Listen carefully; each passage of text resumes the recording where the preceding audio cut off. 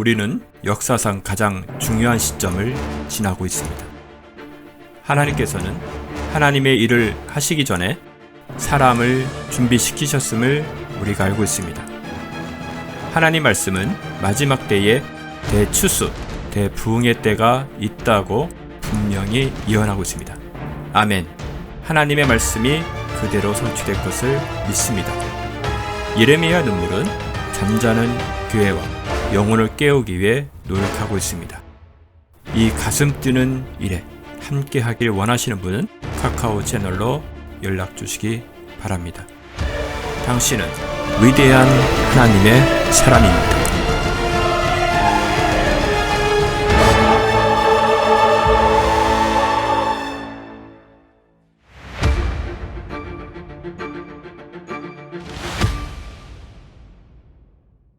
자, 요한계시록 6장 1절에서 6절까지 우리 다 같이 합독하시죠. 시작.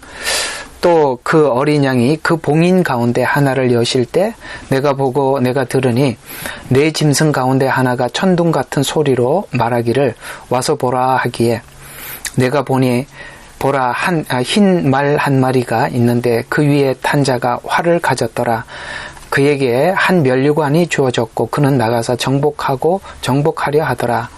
어린 양 둘째 봉인을 여실 때에 내가 들으니 둘째 짐승이 말하기를 와서 보라 하더라. 이에 붉은 다른 말이 나오는데 그 위에 앉은 이에게 땅에서 평화를 제거하는 권세를 주어졌으니 그들이 서로 죽이더라. 또 그들에게 큰 칼도 주어졌더라.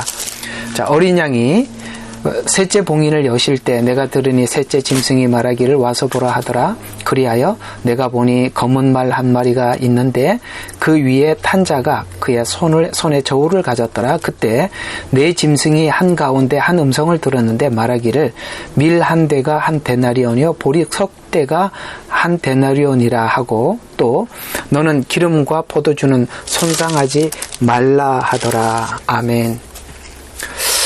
아마 이 6장도 여러분 짧게 할 이야기는 아니고 제 생각에는 한번 대여섯 시간 걸려야 될 겁니다. 굉장히 좀 길어요. 근데 오늘은 좀 서론에 들어가서 일단은 본문부터 한번 관찰을 하고 본문을 관찰하고 제 설명을 들으면 굉장히 빨리빨리 이해가 되니까 잠깐 한번 보시죠. 자, 1절부터 잠깐 이렇게 한번 보십시다. 이제 봉인을 열었어요. 그 6개 봉인 중에 하나의 봉인을 열었습니다. 그랬어요. 내가 들으니 네 짐승 가운데 하나가, 여기 이제 네 짐승이 나오거든요. 그 하나가 천둥 같은 소리로 말하기를 와서 보라 하기에, 와서 봐라라고 딱 보니까 뭐가 보이냐면, 첫 번째 흰말, 이제 이 말 색깔을 기억하셔야 돼요. 흰말. 두 번째 봉인을 열 때 무슨 말요? 붉은 말. 그 말 순서를 기억하셔야 돼요. 세 번째는 검은 말. 네 번째 말은 청황색 말. 여기 스가랴서에서 나온 말하고는 순서가 좀 다릅니다. 자, 다시 한번 정리할게요. 흰 말, 붉은 말, 검은 말, 청황색 말. 자, 이게 뭘 의미하느냐? 자, 흰 말은 미혹입니다. 원래 예수님이 말을 타고 이제 앞으로 흰 말을 타고 들어오실 거거든요. 예루살렘 성에. 근데 그 말이 이게 예수님이 탄 말이 아니라 이 마태복음 24장에 보면 너희가 미혹을 받지 않도록 주의해라는 말이 첫 마디로 등장하는 걸로 봐서 이 흰 말이 사람들마다 좀 달라요. 이게 뭐 예수님이다라는 말도 하는데 아닙니다. 예수님이 아니라 이거는 미혹입니다. 그건 다니엘서와 마태복음 24장의 그 배경을 우리에게 충분하게 제공해주고 있어요. 그래서 미혹입니다. 자, 순서를 흰말, 미혹 이렇게 외워두세요. 둘째 봉인을 열는데, 자, 두 번째는 붉은 말이라 그랬어요. 큰 칼. 요거는 전쟁을 이야기하는 겁니다. 그 과거에도 전쟁이 있었는데 큰 칼이라고 하기 때문에 세계 대전을 이야기하는 겁니다. 세 번째는 뭐냐면 검은 말이 나오는데 이게 기근입니다. 그러니까 전쟁과 전염병이 오니까 기근이 당연히 따라오는 거죠. 그 다음에 청황색은 색깔이 막 섞여서 이게 막 세계가 막 섞여서 돌아가는 상황입니다. 이게 예수님께서 말씀하신 것처럼 진통이라고 말씀하는 겁니다. 이게 7년 대환란 들어가기 직전에 있을 진통을 이야기하는 겁니다. 그걸 지금 이 재림에 대해서 연구하는 많은 학자들이 이제 네 번째 인이 떼지고 있는 상태다라고 이야기를 합니다. 그게 왜 네 번째 인인지 제가 이렇게 얘기하고 나면 너무 막연하니까 제가 자료들을 엄청나게 준비해 놨습니다. 유엔에서 있는 자료, 그 다음에 세계 식량기구에서 있는 자료, 그 다음에 WHO, 그러니까 세계보건기구에서 이렇게 자료를 올려놓은 것에 이 모든 자료들을 다 해서 참조해서 지금부터 여러분들에게 설명해 드리겠습니다. 왜 이게 네 번째 인이 떼지는 상태까지 와 있는지를 제가 설명을 하겠습니다. 그런데 오늘 이 본문 이야기는 인재앙에 대한 이야기는 이미 예수님께서 마태복음 24장에서 하셨어요. 그걸 같이 한번 맞춰봐야 되겠죠? 그러니까 이미 스승님, 그러니까 요한의 스승이었던 예수님께서 하셨던 말씀을 요한에게 하나님이 구체적으로 보여주셨고, 지금 요한은 그 예수님께서 처음에 하셨던 그 말씀을 지금 구체적으로 기록하고 있는 거거든요. 그러면 요 인재앙을 마태복음 24장에서는 예수님이 어떻게 설명했는지 24장으로 가서 보시겠습니다. 마태복음 24장 3절에서 8절입니다.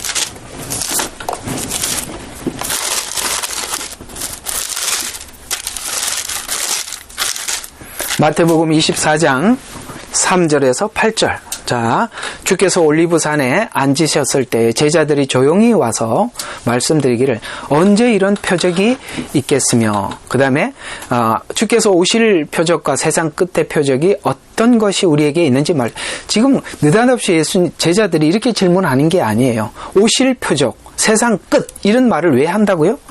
아까 앞에 1절과 2절에 보면은 제자들이 성전 건물을 보여주려고 나왔습니다. 근데 예수님은 이렇게 이야기하죠. 너희가 이 모든 것을 보지 못하느냐? 진실로 내가 너희에게 말하노니 여기 돌 하나도 돌 위에 남기지 않고 다 무너지리라. 무슨 이야기입니까? 하나님의 임재가 이 지구, 이 우주, 그러니까 지금 이 지상, 지구에, 인류에게 이제 하나님이 더 이상 임재하지 않는다는 얘기예요. 이건 유대인들 관점에서 봤을 때는 지구 종말이라는 얘기입니다. 그래서 돌 위에 돌 하나도 무너지지 않는다. 성전이 없어진다고 하니까 제자들의 질문은 도리어 언제 이런 일이 있겠으며 까지는 이해가 되는데, 뒤에 뭐라고 하니까 오실 표정과 세상 끝이라는 이야기를 합니다. 느닷없이 이게 성전 이야기하는데 왜 끝이라는 얘기를 합니까? 이건 유대인들은 이런 말을 이렇게 알아듣는 거예요. 성전이 없어지면 하나님의 돌보심이 끝나는 거고, 하나님의 임재가 없는 세상은 세상 끝이라고 보기 때문에 세상 끝은 언제 옵니까? 라고 이렇게 연결해서 묻는 겁니다. 계속 봐요. 그러면 이제 이 인재앙, 금방 읽었던 이 4장에 있는 인재앙을 예수님이 이렇게 표현하고 있어요. 자, 예수께서 그들에게 대답하여 말씀하기, 아무도 너희를 미혹을 받지 않도록 주의해라. 바로 흰말입니다. 이게 순서가 똑같거든요. 이 말 순서하고 예수님이 지금 말씀하신 게, 그래서 흰말이 미혹이라는 겁니다. 그 다음에 많은 사람들이 와서 내가 그리스도라, 어떻게 미혹한다고? 내가 그리스도라고 말하면 많은 사람들을 미혹을 하는데, 이 미혹이 환난 중에 얼마나 극심한지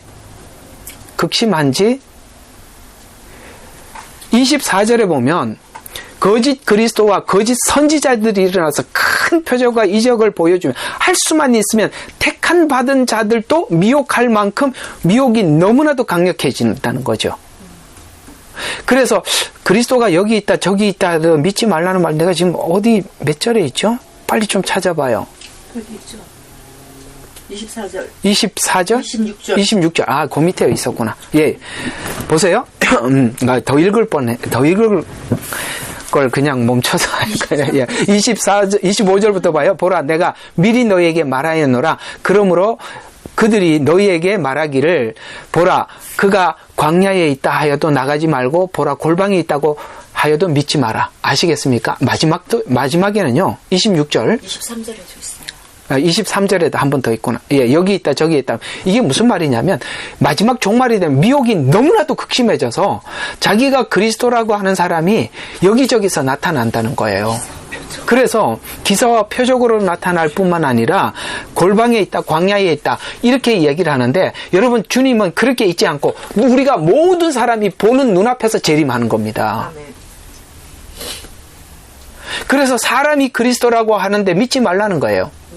지금 보면 너무나도 많은 사람들이 미혹을 당했는데 어제 토요일날 성경 공부하면서도 여러분들에게 가르친 것 중에 하나가 뭐냐, 양태론과 양자론을 말씀드렸어요.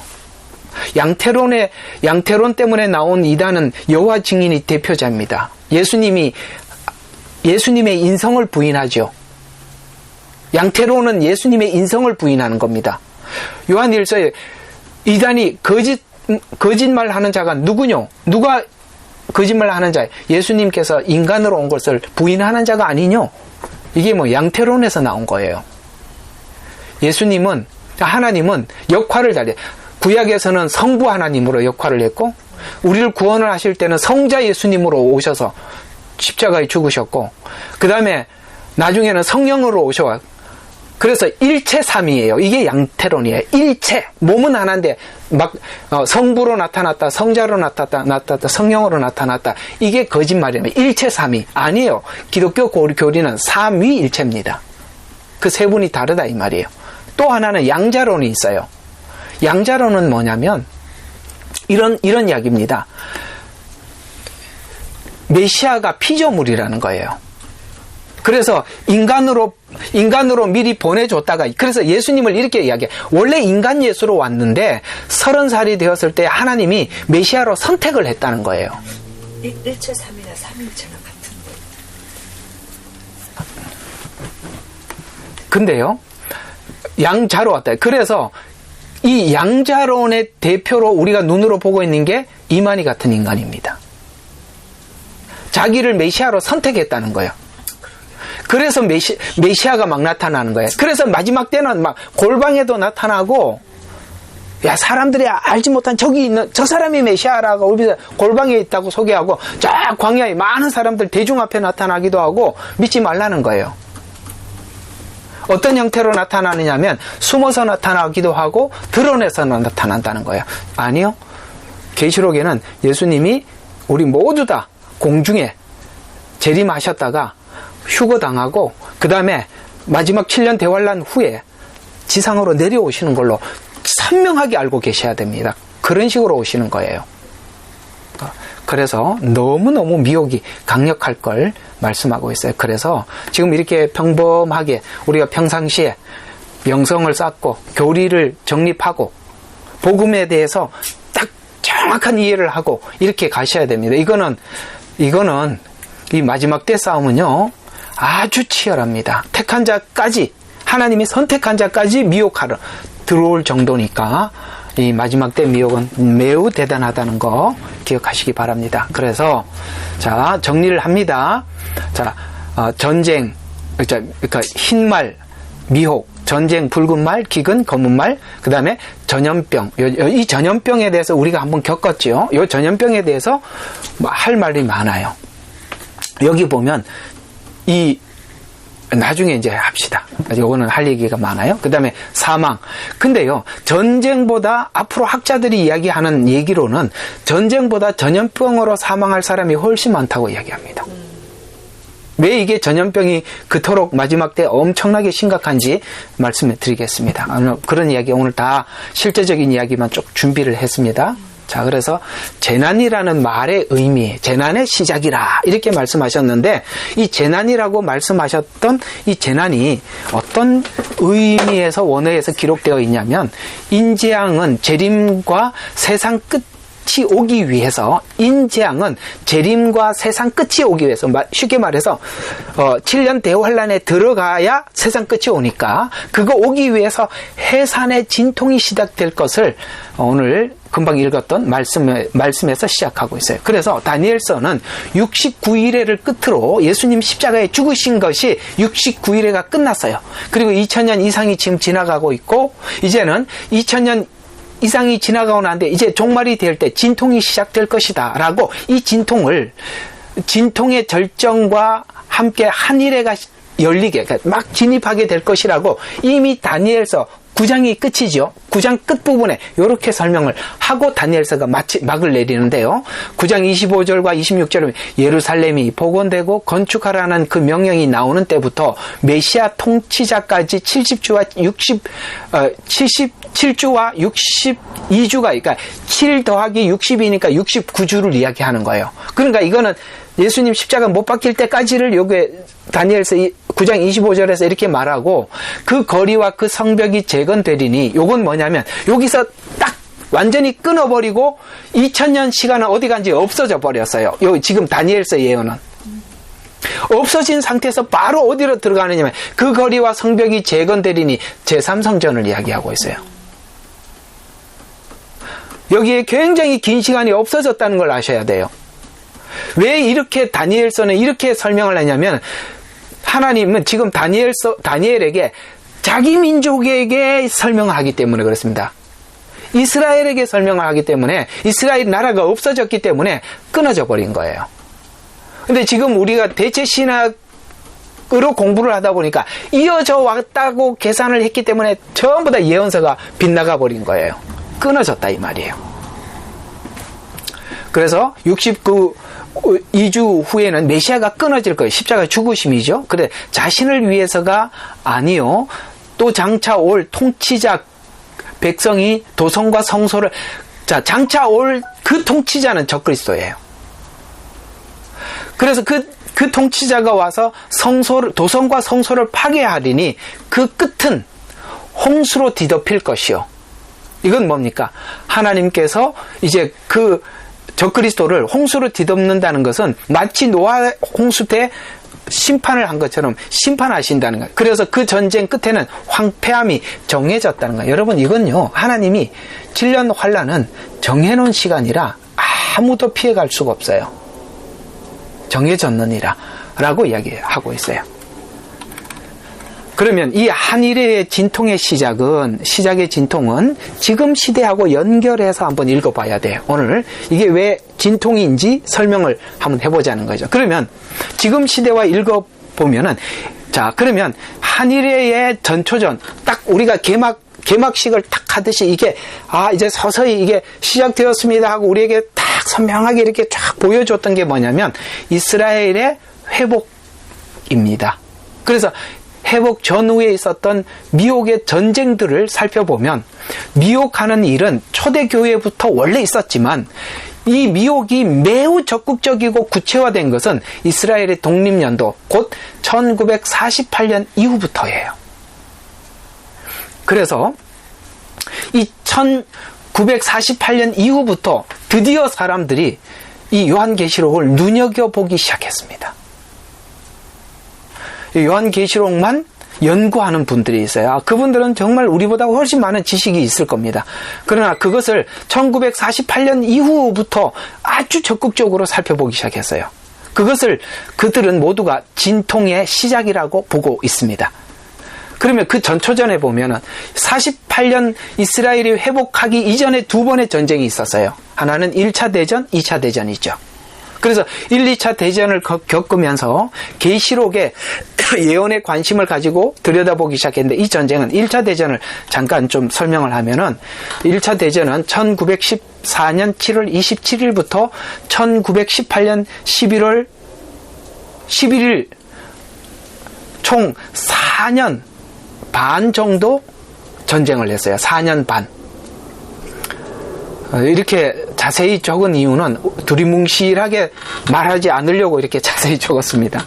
그래서 이 전쟁은 유럽, 아프리카, 중동, 중국, 태평양, 지중해 그리고 또 카브리에 해, 그러니까 멕시코를 중심으로 한 그 인접이 있는 바다, 요걸 이제 카브리에 해라고 하는데 걸쳐서 여러분 1차 대전의 사망자 숫자를 보통 직접 통계로는 어떤 사람은 600만 한 좀 많이 잡아서 1000만 그 당시 이 통계를 잡을 수가 없었는데 실제 전쟁으로 인해서 죽은 사람도 있지만 전쟁 때문에 있었던 전염병으로 죽은 사람이 굉장히 많답니다. 이 1차 대전에.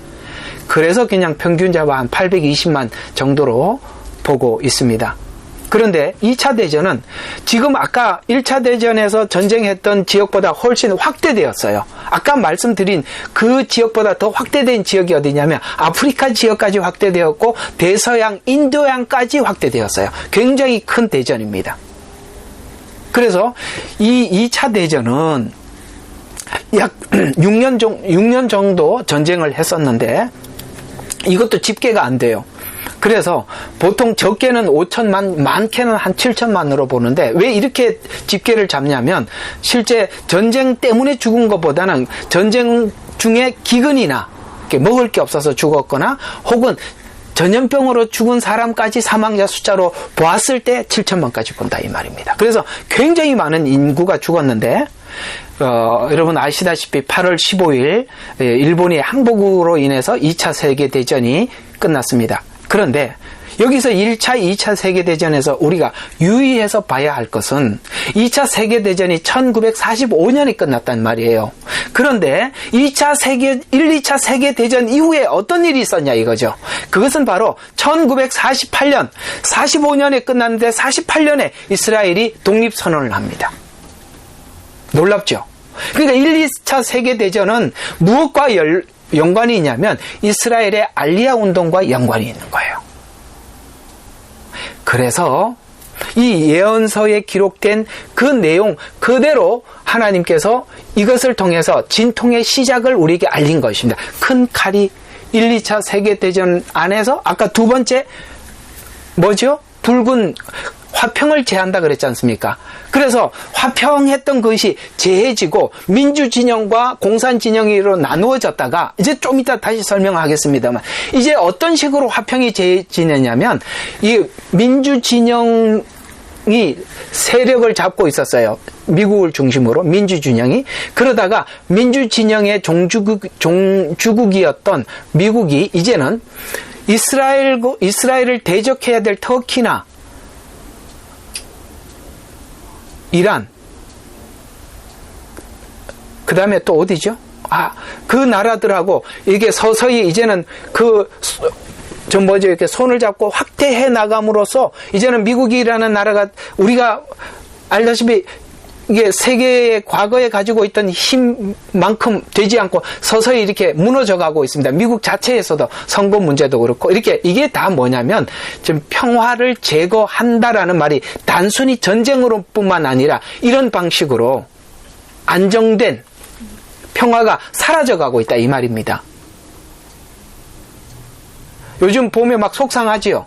그런 얘기. 근데 성경에 보면 붉은 말이 평화를 제하는 권세를 가졌다고 했습니다. 그건 비단 전쟁으로만 일어나는 일이 아니라 이렇게 자유진영, 민주진영 국가들이 서서히 힘을 잃어가고 있음을 말해주고 있는 것입니다. 그러니까 이걸 우리가 성경의 예언으로 이해한다면 준비하고 받아들이는 게 중요하지. 제 얘기가 그 얘기입니다. 예. 그래서 1차 세계대전 후에 이스라엘이 돌아갈 수 있는 그 이스라엘 땅으로 돌아갈 수 있는 핵무기를 개발한 사람이 여러분 아시다시피 유대인인 거 아시죠? 그가 그 핵무기를 가지고 협상을 했습니다. 그 협상으로 인해서 지금 이스라엘이 자기 나라로 돌아갈 수 있도록 영국에게 승인을 얻은 게 1차 대전입니다. 그러나 승인은 얻었지만 실상은 너무나도 오랫동안 자기들이 살고 있는 그 타국가에 살고 있었기 때문에 돌아가기를 거부했었습니다. 그러나 2차 세계대전이 일어나면서 유대인들은 적극적으로 자기 나라로 돌아가기 시작했고 지금 현재 일어나고 있는 그 러시아와 우크라이나 전쟁 그 다음에 미국에서도 유대인 혐오 현상이 아주 뚜렷하게 나타나고 있어서 지금 많은 사람들이 돌아갈 수밖에 없는데 요즘 제가 김종철 감독 브레드 TV에서 보니까 요즘 어떤 일이 일어나고 있냐면은 옛날에는 알리야 운동을 할 때 이스라엘로 돌아갈 때 메시아니 크리스찬들은 받지 않았대요. 유대인만 받았대요. 유대교만. 근데 지금 당신이 뭐 크리스찬이냐 아니냐 물을 새가 없답니다. 무조건 받는답니다. 그래서 도리어 유대인 속에 크리스찬들이 섞여서 들어가게 되었어요. 왜 그들이 들어가야 되느냐면 유대인들에게 복음을 전해야 하기 때문에 그렇습니다. 이런 일들이 일어나고 있다고 제가 한번 브레드 TV에서 한 1시간 정도 이렇게 강연하는 걸 듣고 하나님의 뜻이 여기 있었구나 하고 이해를 하게 되었습니다. 근데 이제 그래서 2차 세계대전 이후 고토로 돌아가기 시작했고 지금 그 일이 적극적으로 일어나고 있죠. 또 1, 2차 세계대전 이후에 이스라엘이 독립한 이후에 한국전쟁이 일어나서 한 450만 정도의 사망자를 낳게 되었습니다. 자, 그러면 이 전쟁을 통해서 아까 붉은 말 전쟁을 통해서 주목하여 살펴봐야 될 사항이 뭐냐면 자 6,000년 그러니까 그 전에 수많은 전쟁들 6,000년 전쟁사 중에서 100만 명 이상의 사망자를 낸 적이 없어요. 아시겠어요? 왜 큰 칼이라고 얘기를 하는지를 아셔야 돼요. 100만 명 이상의 사상자를 낸 적이 없어요. 그런데 1차 세계대전에 650만이 죽었어요. 그래서 이 전쟁이 큰 칼이라는 거예요. 큰 칼이라는 걸 동의하시지요? 그래서 큰 칼입니다. 그리고 2차 세계대전으로 핵이 탄생했습니다. 그래서 고성능 무기가 개발되기 시작했고 그리고 무전기, 레이더, 원폭 이런 것으로 인해서 전쟁 방식이 옛날에 칼로, 활로 그렇게 개개인에게 상해를 입히던 때와 다르게 많은 사람들이 동시에 사망하게 되는 아주 엄청난 이렇게 무서운 전쟁으로 발전하게 되었다는 것이죠. 그 다음에 전자 컴퓨터가 개발되어서 정보통신의 기술이 발달되면서 지식의 전달과 하나의 지구촌 여러분 다니엘서에 보면은 집집마다 이렇게 안테나가 설 것을 예언하였고 빨리 왕래한다 그랬죠. 지식이 최고도로 발전한다 이렇게 말씀하신 것은 빨리 왕래한다는 것은 지금 우주 탐사하고 비행기도 지금 이 지구촌이 일일 생활권 안에 들어가고 있지 않습니까? 그리고 지식이 최고도로 발전한다는 얘기는 요즘은요 뭘 물어보면 그 자리에서 여러분들이 검색해갖고 딱 답을 얻죠. 지식이요 이제는 굳이 우리가 담아둘 필요 없이 이 스마트폰 하나에 지식이 다 담겨 있어요. 궁금하면 그 자리에서 찾아볼 수 있단 말이에요. 지식의 최고도로 우리가 그 다니엘서가 기록되었을 때 과연 이게 뭔 말인지 모르고 기록했을 것입니다. 그러나 지금 현대 이 말에 대해서 누가 아이고 그게 가능한 일이야? 이렇게 생각할 사람 단 한 명도 없어요. 맞습니다. 와, 그 옛날에 다니엘이 이 시대를 이렇게 예언했다는 게 놀라울 뿐이죠. 맞지요? 네. 그리고 또 흩어진 유대인들이 돌아올 것을 성경은 예언했어요. 알리야 운동이죠. 그거 에스겔서 36장 8절에서 12절, 37절에서 12절, 그 다음에 에레미야서 16장 14절에서 15절, 31장 8절에서 9절, 여러분 다른 데도 많이 있는데 여기는 아주 정확하게 기록된 곳만 적었어요. 에스겔이 예언했고 에레미야가 예언했습니다. 이들은 전부 다 이스라엘 백성들이 포로 전, 포로 중 있었던 선지자들의 예언들입니다. 이거 뭐 안 찾아보겠습니다. 뭐 이렇게 하면은 너무너무 시간이 많이 갈 것 같아요. 그래서 하나님께서는 이 예언을 통해서 이스라엘 백성들이 고토로 돌아올 것을 이미 예언하셨고 그래서 이런 전쟁을 통해서 이스라엘 백성들이 돌아갈 수밖에 없는 상황을 만드셨고 지금은 그 운동이 매우 활발하게 일어날 수밖에 없는 것은 전 세계에 유대인 혐오 현상이 일어나고 있기 때문에 그렇습니다. 그래서 마태복음 24장에 예언된 대로 세계대전 이후 민족과 나라 간의 분쟁이 일어. 그래서 성경 마태복음 24장에 보면 자 한번 보세요. 나라가 나라를 민족이 민족을 9절이죠. 너희를 고난받도록 넘겨줘. 너희는 내 이름을 위하여서 모든 아니죠. 나라가 나라를 그 어디 있지? 나라가 나라를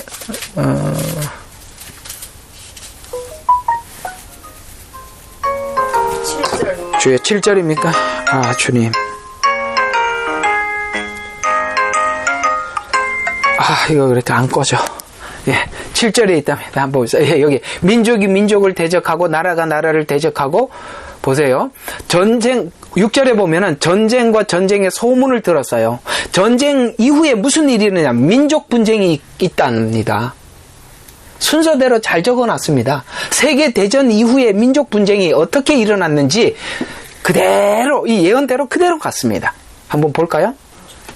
자, 이게 이제 그 민족 분쟁과 종교 대립으로 인해서 이렇게 종족 간의 갈등이 일어나는데, 자, 이게 언제부터 일어나냐면 소비에트 연방이 해체되면서 소비에트 연방이 유럽을 전부 다 그 러시아가 옛날에 구소련이 연합하고 있었지 않습니까? 그런데 이게 그 소련이 무너지면서 이제 그러니까 너무 많은 민족 분쟁으로 가게 되었는데, 여러분 이제 민족 분쟁 하면은 대표적으로 이게 이제 그 세계 대전 이후에 막 이런 일이 막 일어나기 시작했는데요. 여러분 그 민족 분쟁의 대표적인 게 이제 쿠르드족이죠. 여러분 쿠르드족이 3천만 명입니다. 굉장히 많은 인구인데 그들의 독립을 주장하지만 지금도 그 독립을 얻지 못하고 아직도 이렇게 독립을 하려고 애를 쓰고 있죠. 자, 이 민족 분쟁들 보면은 유대인과 팔레스타인, 그게 민족 분쟁이에요. 캄보디아의 킬링필드, 이것도 민족 분쟁, 자기 민족 안에서 일어났던 전쟁이죠. 그래서 캄보디아가 전체가 한 600만 명이었었는데 그 중에 한 200만 명이 학살을 당해. 그래서 3분의 1이 죽었죠. 그것도 하나의 민족 분쟁입니다. 태국의 한 15년 동안의 갈등. 그래서 한 마을에, 여기 많은 갈등이 있어 많이 죽었는데, 한 마을에서 7,000명이 죽을 만큼, 그러니까 태국 안에도 많은 민족들의 갈등이 있었고, 루안다, 여러분, 3년간 80만 명이 죽었습니다. 굉장히 많은 인원이 죽었죠, 루안다. 그래서 이런 것들이 영화로 나와서 우리가 종종 보기도 합니다. 우리 남북전쟁, 우리 민족의 동족상잔의 비극도 이것도 민족 갈등입니다. 아시아 민족 분쟁, 중국 내에서 민족 분쟁, 그 다음에 수많은 사람들이 죽임을 당하는 일로 뚜렷이 나타나고 있는데, 중동에서도 이스라엘과 팔레스타인, 이슬람 국가 안에서도 시아파와 수니파, 이 종교 갈등이죠. 여러분 시아파는 전통 무슬림입니다. 이게 한 10% 정도가 되고 수니파는 한 90%입니다. 그 둘의 갈등으로 대립은 나라와 나라, 그 다음에 민족이 민족, 예수님 예언, 그다음에 전쟁 이후에 민족 갈등을 예언을 한 그대로 역사는 그대로 그 순서대로 왔습니다. 그래서 갈등이 심화되었음을 우리는 역사를 통해서 실제로 확인할 수 있었습니다. 그래서 민족 갈등과 대립으로 인해서 난민이 생기기 시작하는데, 이 난민이 지금 이게 2021년 자료인데 한 8천만 명이 넘는 난민이 발생했다고 해요. 우리는 지금 호주에 살고 있으니까 잘 모르죠. 그런데 유럽 안에는 이 난민들이 엄청나게 많아요. 8천만 명이면 한번 생각해봐요. 엄청나게 많은 숫자 아닙니까? 그래서 이것이 나라 분쟁과 민족 분쟁 갈등이 넓어지고 심각해지고 있어서 지금은 굉장히 마음의 사람들이 불안해하고 있죠. 왜요?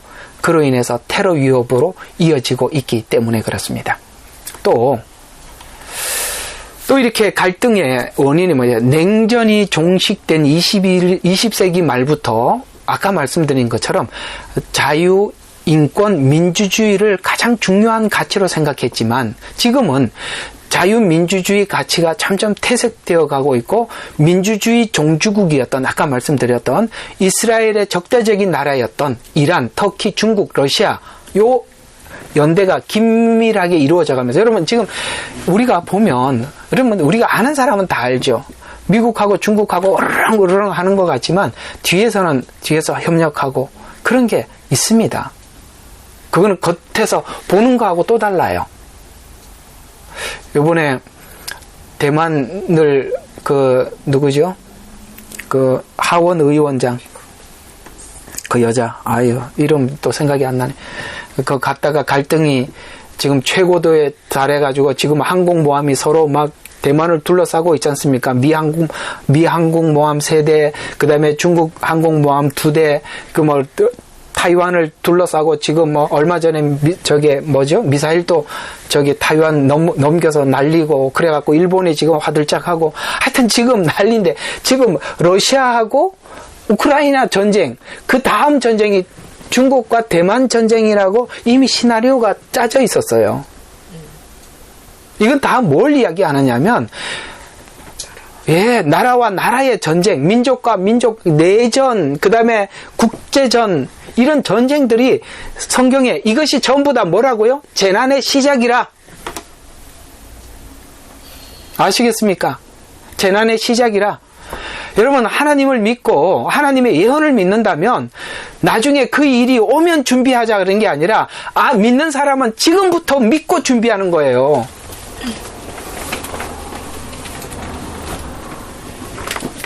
그래서 이제 이렇게 긴밀한 연대가 이루어져 가면서 사회주의의 정당이 그러니까 민주국가 내에 사회주의 정당이 세워져 가면서, 이 적그리스도 체제는 민주체제는 아니거든요. 사회주의 체제거든요. 그래서 민주국가 안에서 사회주의 체제가 힘을 받아가고 있다는 거예요. 놀랍죠? 미국의 민주주의 정당이 힘을 얻고 한국의 민주주의 정당이 힘을 얻는 거, 이게 다 뭐라고 생각합니까? 호주도 그런 일들이 일어나고 있는 거예요. 그건 적그리스도 체제가, 그래서 평화를 제하는 권세, 요걸 기억하시면 이게 다 이해가 가요. 전쟁으로만 제하는 게 아니라 이런 체제 전복도 있다 이 말입니다.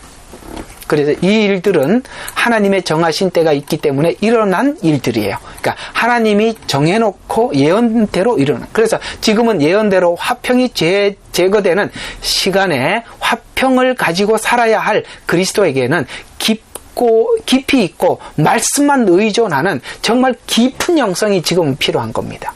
정말 지금은 깊은 영성이 필요해요. 그러니까 이렇게 조금만 요동치니까 사람들마다 화들짝 달라지잖아요. 깊은 영성이 있는 사람만 이 시대를 구분하고 더 하나님을 붙잡고 의지하고 나가는 겁니다. 아시겠습니까? 이번에 여러분 가정예배 좀 그냥 대충 드리지 마시고 힘있게 드리시고 정말 그렇게 하십시오. 왜냐하면 어느 날 여러분 스스로가 말씀을 듣고 읽고 지키고 이렇게 해야 될 때도 올 수 있습니다.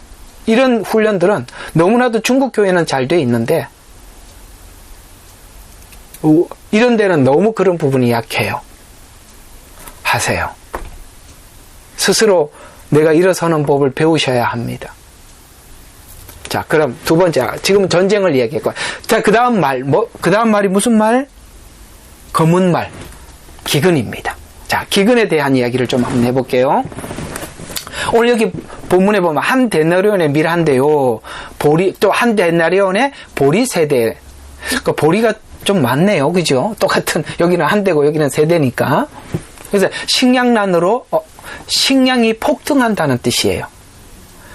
한 예를 드리자면 이라크 안에 내전이 있었을 때 바그다드에서 그 이라크 바그다드에서 밀 한 포대에 하나로 그 당시에 40만 원이었답니다. 그러니까 먹는 게 최고예요. 그래서 2021년 세계 통계 자료에 의하면 아까 이제 그런 자료를 자기가 다 가지고 여러분에게 발표한다고 그랬습니다. 영양실조로 죽는 사람이 1년에 8억, 그러니까 죽는 사람이 아니라 영양실조를 겪는 사람이 지구 인구의 8억 5천이래 합니다. 그게 10분의 1이에요. 10분의 1이 넘어요. 또 굶주림으로 실제 사망하는 사람이 하루에요 2만 5천 명이 죽고 있답니다. 요걸 시간으로 계산하면 5초에 5명이 죽는데요. 와, 1초에 1명씩 죽는 거예요. 굶어서 죽는 사람.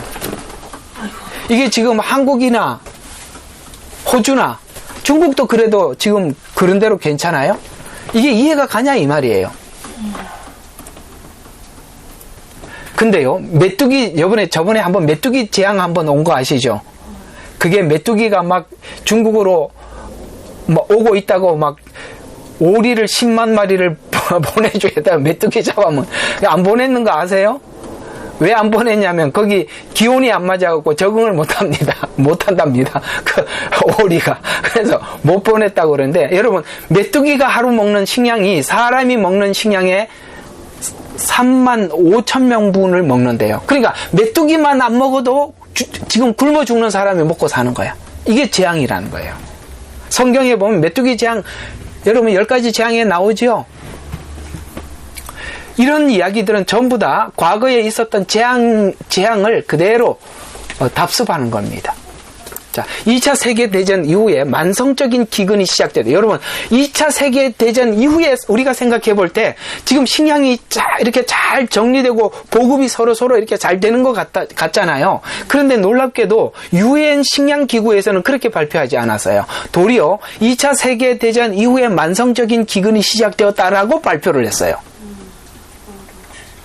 그래서 근데 이 만성적인 기근이 더 적극적으로는 2014년부터 증가하기 시작했다고 말해요. 그러면 이 기근의 원인이 도대체 전쟁 끝나고 뭔가 이렇게 좀 안정이 될 텐데 왜 그랬지? 이것은 기근이 이어 또 전염병이 코로나19 우리가 겪었잖아요. 그러니까 위협하여 식량 위기는 더 악화되었답니다. 왜냐하면 이 코로나19 때 사람들이 일을 제대로 하지 못하고 그러니까 유통도 제대로 되질 않았었어요. 그래서 전염병과 기근은 서로 상관관계가 있다는 뜻인데 세계식량센터에서는 2020년 11월 14일 인터뷰에서 그러니까 한 2년 전 그동안 분쟁과 자연재해, 지역, 그 다음에 각국 난민 수용소에 식량을 보급했었지만 앞으로 더 극심한 식량난이 올 것이라고 말하는데 식량난의 가장 큰 원인을 뭘로 정했냐면 기후변화로 정했어요. 여러분, 기후변화 너무 놀랍지 않아요? 러시아의 어떤 지역은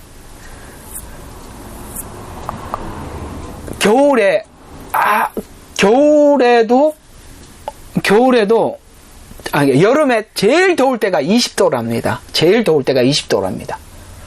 그 겨울에는 엄청 추운데 며칠 전에 엄청나게 추워갖고 얼음이 얼었다가 갑자기 영상 40도로 올라가가지고 이 말이 돼요? 이게 지난날 우리가 이렇게 몇월 달에는 어떻고 몇월 달에 어떻고 이게 이제 사라져 버리는 거예요. 여러분 보시다시피 여름, 봄, 가을도 없어지고 이상해져 가고 있지 않습니까? 이게 전부 다 기온이 상승한 결과라고 합니다. 근데 이게 기후변화가 너무나도 많은 변화를 가져오는 거예요. 내가 보니까 한번 유튜브 보니까 1도가 올라갔을 때 변화, 2도가 올라갔을 때 변화, 4도 올라가면 지구 끝이더구만요. 그렇게 기후가 변화가 되는데 왜 기후 변화가 왜 오는지를 또 다 적어놨어요. 한번 또 밑으로 좀 넘어가서 봅시다. 그래서 이 기후 변화는 기근이 오는데 기근을 가져오는 아까 세 번째 말 기근을 가져오는 원인이 여러 가지로 다양하답니다. 그래서 이 기후 변화로 인해서 바람, 비로 찾아오는 문제가 여러 가지가 있는데 그 첫 번째가 사막화랍니다. 이 사막화는 2020년 11개월 동안 조사를 했어요. 그러니까 11개월 동안 사라진 숲이 46,845헥타르인데 이게 우리는 뭐 헥타르니까 잘 모르죠. 근데 1헥타르가 3,000평 조금 넘어요. 그냥 3,000평으로 가상했을 때 1억 4천평입니다. 그럼 1억 4천평, 저도 모르겠습니다. 얼마인지. 1억 4천평이 얼마인지. 도대체 이게 중국 평수가 아니라 지금 한국 평수를 이야기하는 거예요. 중국에 가보니까 평수가 엄청 큰 줄 알고, 크게 얘기했는데 한국 평수인 줄 알고 가봤더니 너무 작아가지고 가봤더니 중국에서 말하고 있는 평수하고 한국에서 말하는 평수가 다르더만요. 그래서 난 그 평수도 와 엄청 넓다 이렇게 생각하고 갔다가 이거 갑자기 놀랬어요. 또 사막화로 인해서 숲은 그렇게 없어졌어요. 여러분 숲이 사라지면은 수많은 숲이 사라지는 것 때문에 전염병이 온 세상에 퍼지는 거예요.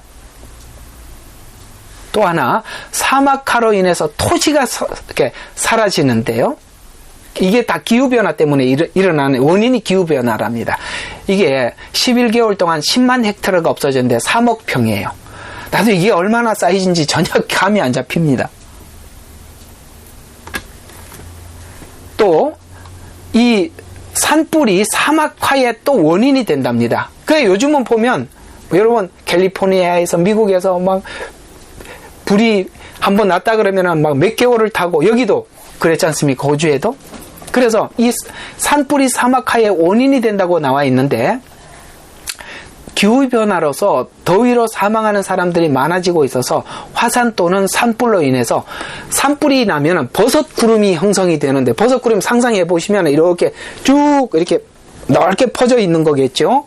그래서 형성되어 구름으로 가려진, 그 구름 때문에 가려진 지역이 넓어 햇빛이 차단되면서 식량이 광합성 작용을 하지 못해서 식량을 생산하지 못해요. 그래서 여러분, 저도 시드니에서 얼마 전에 정말로 긴 시간 구름이 덮여 있었어요.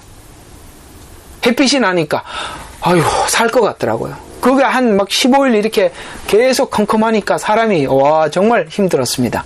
이게 도대체 왜 그러냐 하고 했더니 신문에 났어요. 그것은 산불이 원인이라고 나와 있었어요. 산불 때문에 이게 태양을 가리는 겁니다.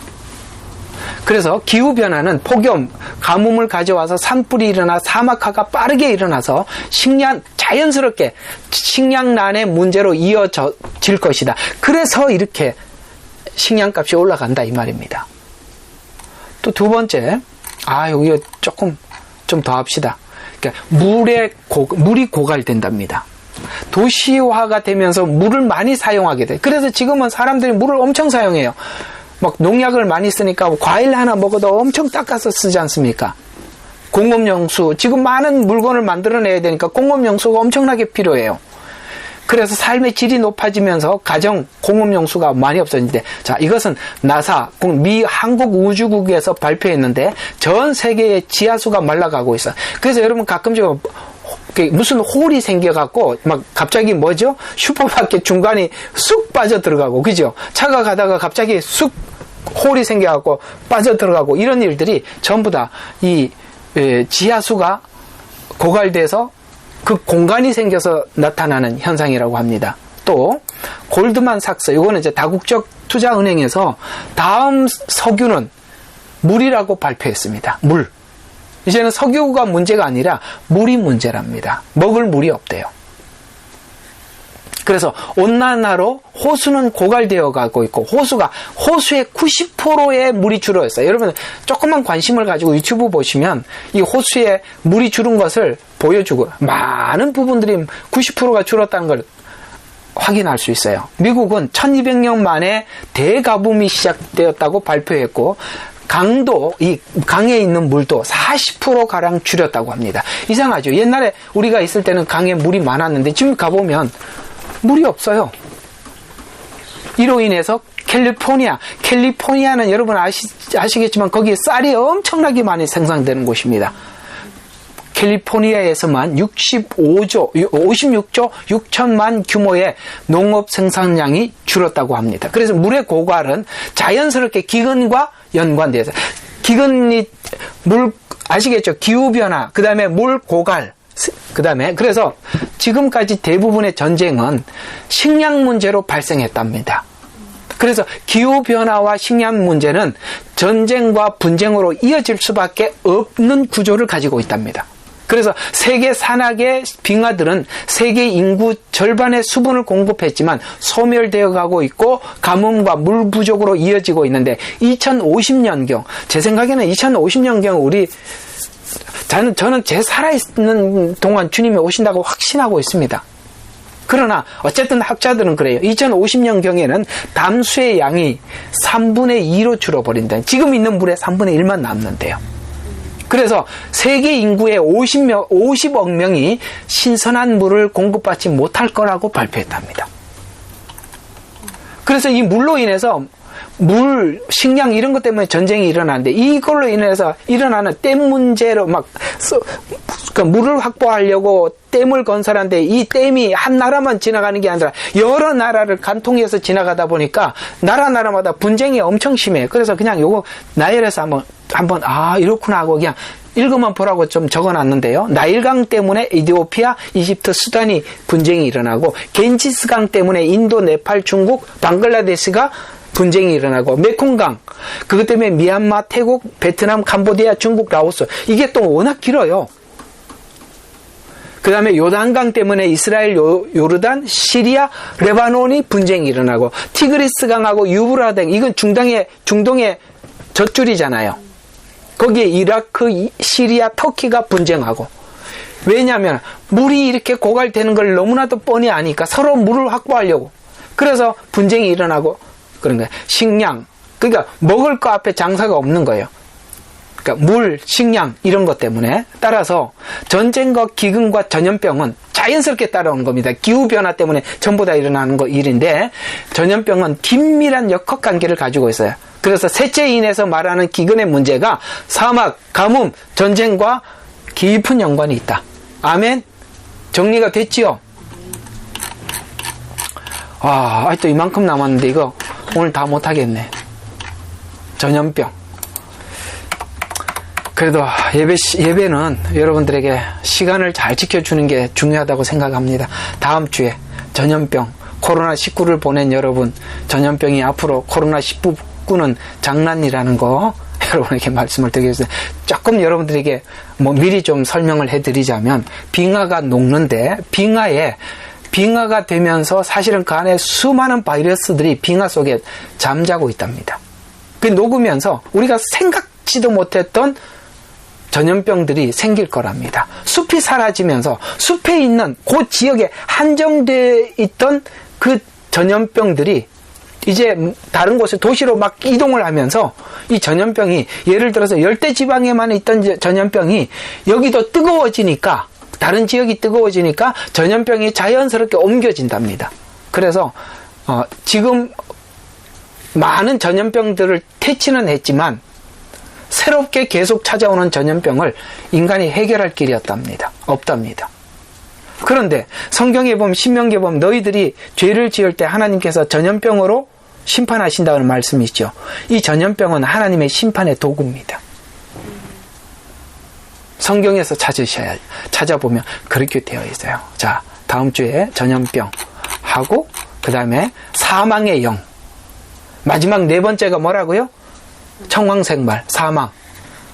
사망이 도대체 전염병, 그 다음에 식량난, 낙태, 에이즈, 자살, 담배, 교통사고, 코로나, 이런 거 이제 다 이렇게, 일단은 6장 들어가기 전에 실제로 여러분들에게 이걸 좀 살펴보자고 이렇게 좀 정리를 해놨는데, 다음 시간에 한 번 더 하겠습니다. 자, 오늘은 여기까지.